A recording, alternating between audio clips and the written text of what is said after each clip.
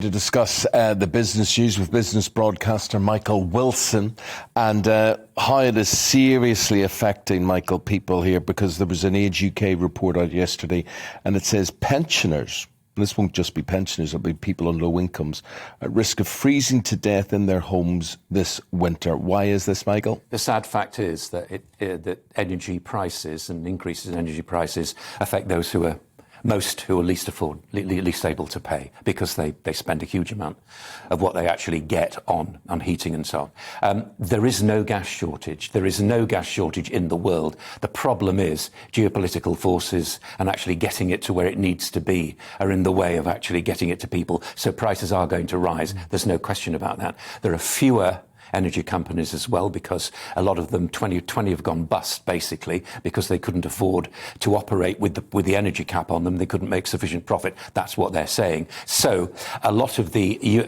people who are actually in the industry say that the model right now is unfit for business. Now that's actually quite difficult. So what it means is, unfortunately, that prices are going to rise. What could be done?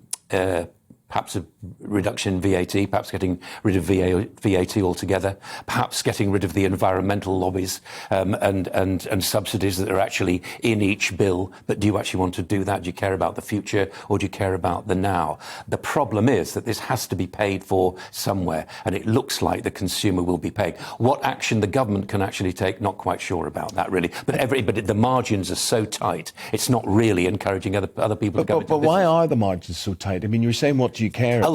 Because wholesale prices have risen by 500% since the beginning of last year. That's the reason why. And it's not because there's no gas around. It's just not in the right place at the moment. Plus, sorry to interrupt, but the other thing is that you've got to look at China, which is massively increasing the kind of liquid petroleum, LPG, that it actually needs. And so that demand is pulling us away from the domestic market. It's consuming. And is it taking it from Russia? Where are they getting their gas from? Russia is no doubt playing geopolitical games. It's difficult to see what they're actually doing at the moment. It doesn't affect us too much. We don't get a massive proportion. It's mostly Europe. But what they're doing with Europe is somewhere in the big geopolitical game, and that's not helping anybody right now. No, that's the whole Ukraine business. Etc. So, Michael, how long will this go on for?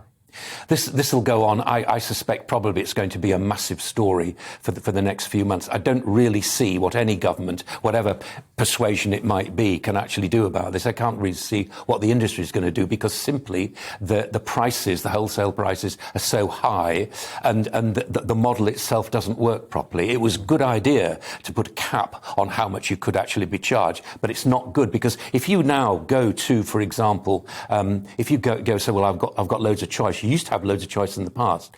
You don't have loads of choice anymore, because there are fewer companies around.